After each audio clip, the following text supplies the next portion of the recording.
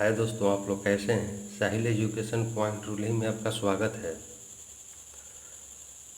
2021 का बोर्ड परीक्षा का पैटर्न कैसा होगा, इसके लिए जो है बार बार स्टूडेंट्स का फ़ोन आ रहा था, तो मैंने सोचा कि चलिए इस पर एक वीडियो ही बना लेते हैं।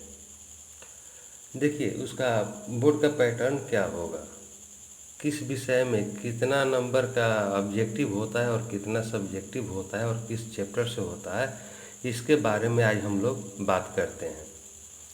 तो चलिए आज हम लोग पहले लेते हैं हिंदी का। हिंदी है, इसमें टोटल अंक आपका होता है 100। कुल अंक होगा आपका 100। समय आपको दिया जाएगा 3 घंटा 15 मिनट। तो आपको लगता है कि 3 घंटा 15 मिनट का मतलब क्या है। तो देखिए 3 घंटा तो आपको प्रश्न का उत्तर देना है और 15 मिनट जो समय होता है वह प्रश्न को समझने के लिए होता है।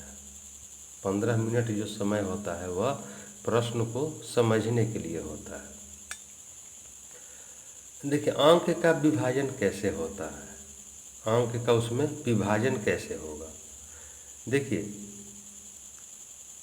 एक होता है उसमें वस्तुनिष्ठ प्रश्न, जिसको आप लोग कहते हैं ऑब्जेक्टिव क्वेश्चन। उस क्वेश्चन में 60 क्वेश्चन दिया रहेगा। ऑब्जेक्टिव जो है आपका 60 क्वेश्चन रहेगा और उसमें से 50 क्वेश्चन का ही आंसर देना है, इससे अधिक का नहीं देना है। मात्र 50 का ही आंसर देना है, गलती से भी 50 से ऊपर आंसर नहीं दीजिएगा। तब रह गई बात कि ऑब्जेक्टिव में जो 60 क्वेश्चन रहेगा और 50 का ही आंसर देना है, तो उसमें किस तरह का उसमें प्रश्न रहेगा। तो देखिए उसमें जो प्रश्न होता है गद्य होता है, पद यानी आपका कहानी, कविता और व्याकरण, और वो आपकी जो किताब है पाठ्य पुस्तक पर आधारित ही उसमें से प्रश्न होता है। यानी गद्य, पद, व्याकरण एवं पाठ्य पुस्तक पर आधारित वह प्रश्न होता है, जिसकी संख्या 60 होती है लेकिन उत्तर देना है आपका 50 का। दूसरा नंबर होता है, अब ये तो हो गया वस्तुनिष्ठ प्रश्न 50 नंबर। अब हम लोग चलते हैं सब्जेक्टिव क्वेश्चन की ओर। तो उसमें होता है गद्यांश पर आधारित प्रश्न। गद्यांश पर आधारित प्रश्न यानी आपको एक छोटा सा कहानी दिया हुआ रहेगा और उसमें से आंसर आपको देना है। वह होता है 20 नंबर का। 20 नंबर का होता है। देखिए बहुत आप आसानी से नंबर ला सकते हैं, अधिक से अधिक, क्योंकि वो का छोटी सी जो कहानी होती है, गद्यांश होती है, उसी में से उसको ही पढ़ करके उसमें से ही आपको आंसर देना है और वह होता है आपका 20 नंबर का होता है। उसके बाद है दूसरा नंबर है संवाद या पत्र लेखन। संवाद या पत्र लेखन, देखिए उसमें कोई भी चीज़ पर संवाद करने के लिए कहता है। जैसे एक दुकानदार और ग्राहक के बीच किस प्रकार की बात होती है, डॉक्टर रोगी के बीच किस प्रकार की बात होती है, यह होता है संवाद, उसको लिखना पड़ता है। या पत्र लेखन यानी पत्र जो है पिता के पास, भाई के पास, या जिस प्रकार का पत्र दिया हो उसको जब आप लिखते हैं तो वो होता है 5 नंबर का। तो 20 और 5 25 हो गए। निबंध लेखन, एक 4 दिया हुआ रहेगा, उसमें से आपको एक का ही आंसर देना है और वह एक होता है 10 नंबर का। यानी आपको निबंध जो है, जिसको हम लोग बोलते हैं लेख लिखना, वह होता है 10 नंबर का। 10 नंबर का है। उसके बाद है लघु उत्तरीय प्रश्न, जो आपके किताब से ही आधारित प्रश्न होगा, लघुत्तरीय प्रश्न, जिसमें से 5 का ही आंसर देना है, मात्र 5 का आंसर देना है। और वह एक प्रश्न जो होता है 2 नंबर का होता है, तो 5 दूना 10 अंक हो गया।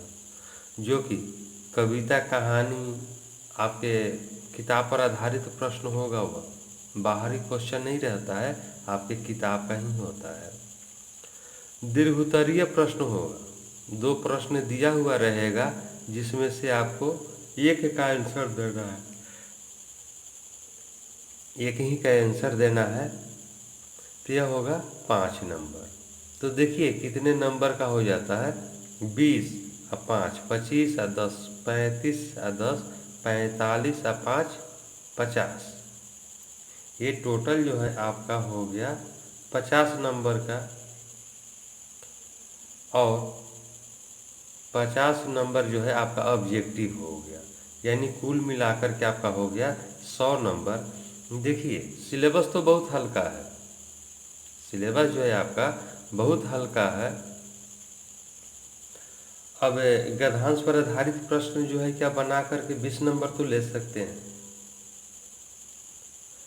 इसमें बताइए ये कहाँ ऐसा चीज़ है जिसमें आपको कठिनाई होगी।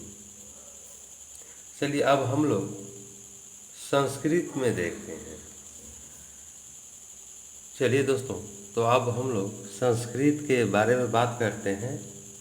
तो संस्कृत में भी कुल अंक होता है आपका 100, और समय दिया हुआ रहता है 3 घंटा 15 मिनट। वहीं 3 घंटा आपको परीक्षा देने के लिए, 15 मिनट प्रश्न को समझने के लिए। और उसमें ऑब्जेक्टिव क्वेश्चन होता है, हिंदी की तरह ही उसमें ऑब्जेक्टिव क्वेश्चन होता है, जिसकी संख्या होती है 60।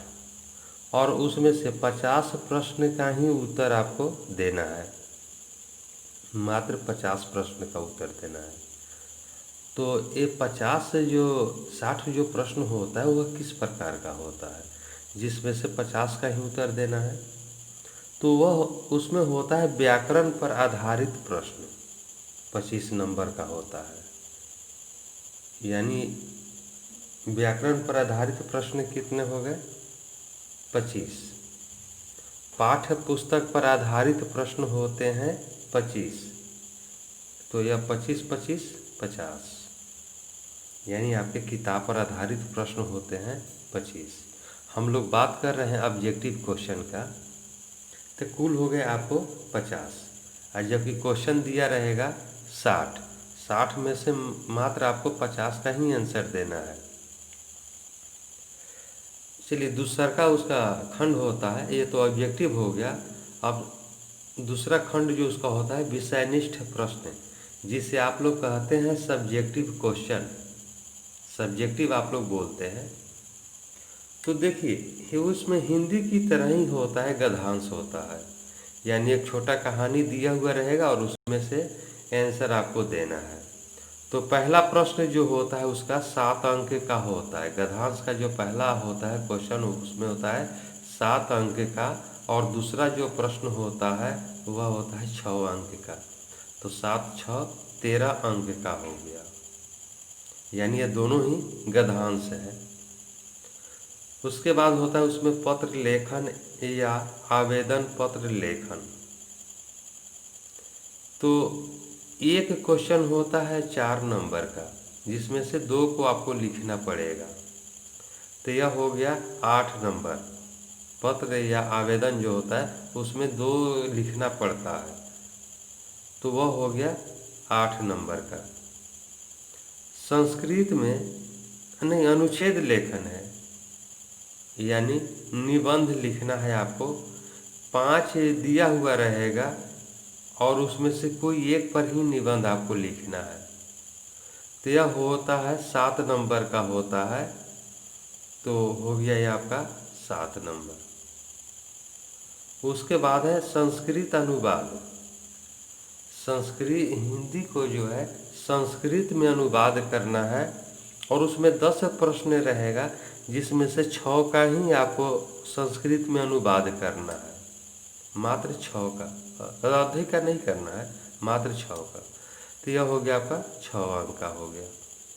उसके बाद लास्ट में पाठ्य पुस्तक से प्रश्न होता है, आपके किताब से आधारित उसमें प्रश्न होता है। संस्कृत का जो किताब है आपका उससे आधारित प्रश्न होता है। 15 प्रश्न दिया हुआ रहेगा, 15 प्रश्न दिया हुआ रहेगा और उसमें से आपको आंसर देना है। मात्र 8 प्रश्न का ही आंसर देना है, इससे अधिक नहीं दीजिएगा, क्योंकि यह प्रश्न जो होता है 2 नंबर का होता है। एक प्रश्न को लिखते हैं आप तो 2 नंबर मिलता है। तो इस प्रकार 8 प्रश्न आपको लिखना है तो 8 दूना 16 नंबर मिल गया आपको। तो इस पर यहाँ पर अगर हम टोटल काउंटिंग कर लेते हैं तो यह नंबर हो गया 50। यह नंबर हो गया आपका 50 और 50 जो है आपका ऑब्जेक्टिव का क्वेश्चन है। तो इस प्रकार हो गया आपका 50 और 50 मिल करके 100। देखिए हिंदी और संस्कृत बहुत ही आसानी से आपका निकल रहा है। अब इसमें है क्या, गद्यांश है जो कि आपको देख करके ही कहानी को पढ़ करके और उसी से ही आपको आंसर दे देना है। बहुत ही आसान है सिलेबस। अब हम लोग बात करते हैं, अब हम लोग बात करते हैं गणित का, जिसके बारे में सभी स्टूडेंट्स को होता है कि गणित बहुत ही भारी होता है, भारी सब्जेक्ट है, कठिन सब्जेक्ट है। अरे भाई इसमें तो भारी कहीं भी नहीं है, कोई भी चीज़ इसमें कठिन आपको नहीं है। देखिए कैसे उसके अंक का बंटवारा होता है, इसको देख लेते हैं हम लोग। तो देखिए यह भी जो है कुल अंक इसका होता है 100। कुल अंक कितना होता है मैथ में, 100 होता है, 100 का होता है। और समय जो होता है आपका 3 घंटा 15 मिनट, वहीं पहले वाले समय की तरह ही होता है। देखिए अब हम लोग देखते हैं कि पाठ का नाम, यानी जो आपका गणित में कुछ चैप्टर्स हैं उसमें से किस चैप्टर से कितना प्रश्न होता है। तो संख्या पद्धति आपके किताब का शुरुआत चैप्टर ही है, जिसमें अभाज्य संख्या म स ल स निकालते हैं, वो है संख्या पद्धति, नंबर सिस्टम। उसमें से होता है 10 अंक का होता है प्रश्न। कितने, 10। देखिए बहुत आसान है, थोड़ा सा भी अगर आपको म स ल स और अभाज्य संख्या याद है तो आप आसानी से 10 नंबर का क्वेश्चन बना सकते हैं। देखिए इसमें भी जो होता है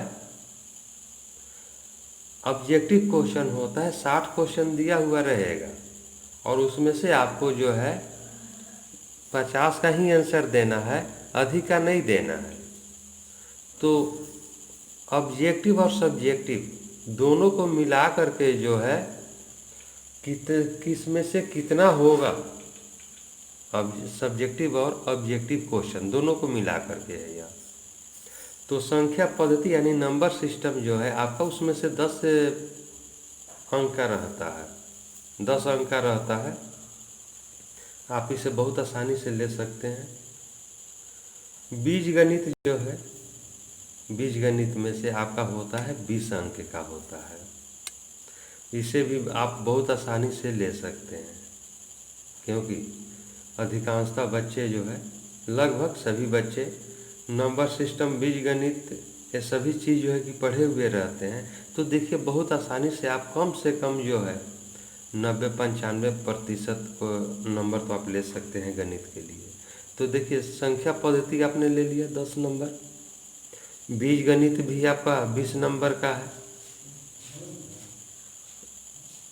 त्रिकोणमिति है आपका 20 नंबर, साइन कोस्टेन का जो क्वेश्चन होता है वह है आपका 20 नंबर का होता है। नियामक ज्यामिति 10 नंबर का होता है, नियामक ज्यामिति आपका 10 नंबर का होता है। ज्यामिति 20 नंबर का होता है। क्षेत्रमिति जो होता है वह 10 नंबर का होता है। सांख्यिकी एवं प्रायिकता जो होती है 10 नंबर का होता है। तो इस प्रकार से टोटल आपका हो गया 100। अब बताइए इसमें कि कौन ऐसा चैप्टर है जो कि आपसे नहीं बन पाता है। संख्या पद्धति बनाना आसान है। बीजगणित का क्वेश्चन भी बहुत आप आसानी से सॉल्व कर लेते हैं। त्रिकोणमिति का कर ही लेते हैं, नियामक ज्यामिति कर ही लेते हैं, क्षेत्रमिति कर ही लेते हैं, सांख्यिकी और प्रायिकता का क्वेश्चन आप सॉल्व कर ही लेते हैं। तो आप आसानी से जो है कम से कम जो है कि 85-90% जो है कि अंक मैथ में तो ला सकते हैं।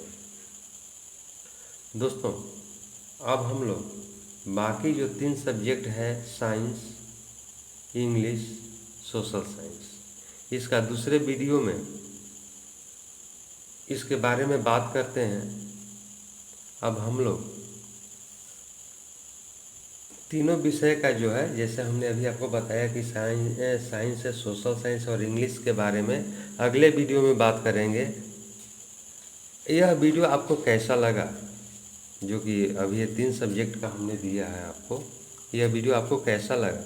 वीडियो को लाइक करें, शेयर करें, चैनल पर नए हैं तो चैनल को सब्सक्राइब करें, बेल आइकन का बटन दबा दें, जिससे कि आपको बहुत ही आसानी से वीडियो आप तक पहुंच सके।